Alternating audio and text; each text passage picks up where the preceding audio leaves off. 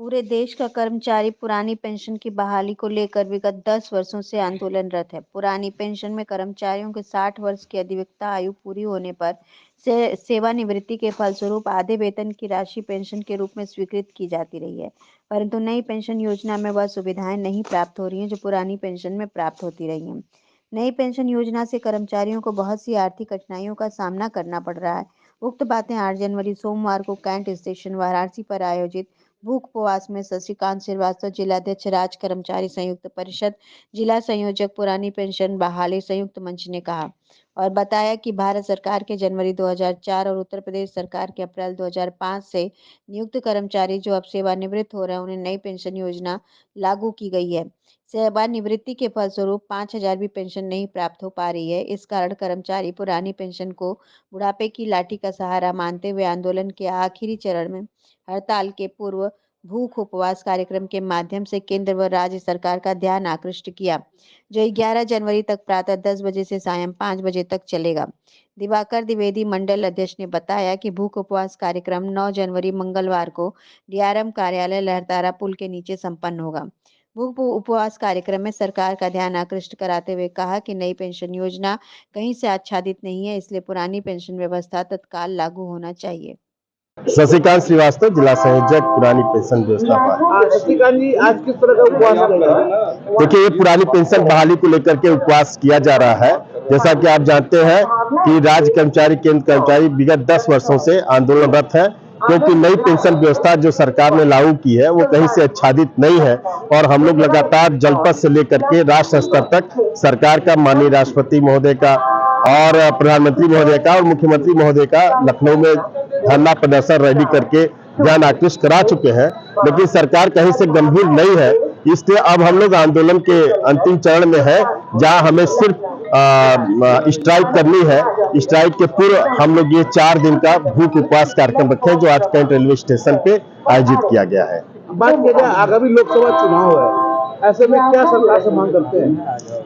देखिए, चुनाव के दृष्टिगत ये सबकी अपेक्षाएं बढ़ जाती हैं कि जो सरकारें हैं वो उपेक्षित नहीं कर, जिनका अभी तक मांग पूरी नहीं हो पाई है, जिनके सहूलियतें नहीं मिल पाई है, ऐसे में सरकार ध्यान आकृष्ट करते हुए उस मांग को पूरी करे। और निश्चित रूप से हम लोग अभी तक आशान्वित थे और सरकार की तरफ से भी कमेटी बनाई गई थी और तमाम तरीके के स्टेटमेंट आए, लेकिन हमें लग रहा है ऐसा श्रमिक संगठनों को कि सरकार हमारी मांग के प्रति गंभीर नहीं है। इसलिए हम लोग अब हड़ताल की ओर अग्रसर है, जिसके लिए आज ये भूख कार्यक्रम आयोजित किया गया। दिवाकर द्विवेदी, मंडल अध्यक्ष, राज्य कर्मचारी संयुक्त परिषद, वाराणसी। क्या कहना चाहेंगे इस उपवास के माध्यम? देखिए, जैसा कि यहाँ अभी आप लोगों ने कुछ लोगों से मुखातिब थे, आप साक्षात्कार किया है आपने, सबकी एक ही मांग है।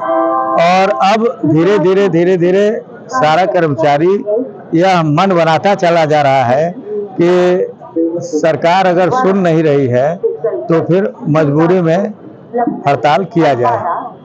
अब ये सब आखिरी चरण के कार्यक्रम चल रहे हैं, लेकिन तब भी हम अपने शीर्ष नेतृत्व के, केंद्रीय नेतृत्व के निर्देशों का जिस प्रकार से पालन करते चले आए हैं प्रारंभ से, और क्रमिक रूप से आप देख रहे हैं आंदोलन हो रहे हैं, हम अपने शीर्ष नेतृत्व के आह्वान का यहाँ जमीन पर उतारेंगे।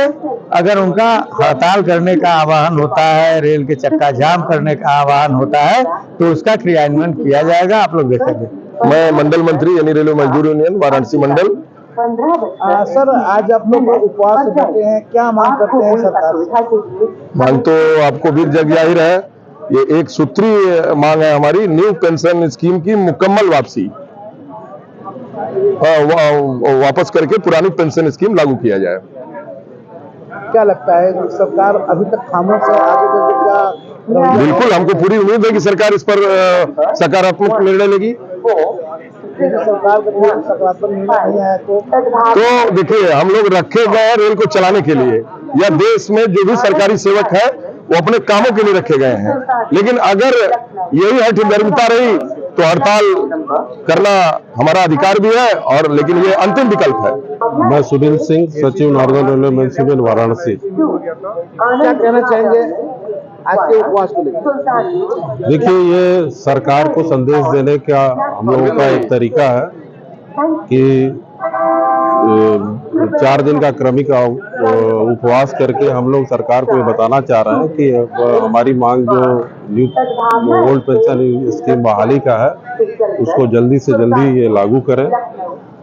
अगर ये लागू नहीं करेंगे तो बाध्य होकर हम लोगों को हड़ताल पे जाना पड़ेगा, जो कि निश्चित रूप से इस देश के लिए, इस सरकार के लिए ठीक नहीं होगा। बात की जाए पेंशन बहाली की मांग कर रहे हैं जी। 10 वर्षों से आप लोग आंदोलनरत है और अभी तक कोई निर्णय इस पर नहीं हुआ है, और आगे क्या लगता है कि आपको 4 दिन के उपवास से अगर कोई निर्णय हल न निकला तो आगे क्या रणनीति रहेगी? देखिए, आप लोग मीडिया के साथी हैं। विगत जनवरी 2023 से आप लोग हम लोग का एक एक कार्यक्रम देखते आ रहे हैं। हम लोगों ने अभी गुप्त मतदान भी कराया था, और उसमें 96% सरकारी कर्मचारियों ने हड़ताल के पक्ष में मतदान किया है। तो निश्चित रूप से आदमी आंदोलित है, रेल कर्मचारी आंदोलित है, और वो हड़ताल में जाने का काम करेंगे। तो ये सरकार के लिए, इस देश के लिए, इस जनता के लिए रेल बंद होगी तो यात्रियों को दिक्कत होगी, और भी प्रतिष्ठान राज्य सरकार के बंद हो गए तो आम जनता को दिक्कत होगी। तो ये हम लोग भी नहीं चाहते हैं। इसलिए ये 4 दिन का क्रमिक उपवास करके, ये गांधी का देश है, हम लोग इस तरीके से अपनी बातों को सरकार के सामने रख रहे हैं, और ये चेतावनी भी है आखिरी कि अगर नहीं माने तो हम लोग हड़ताल पे जाएंगे।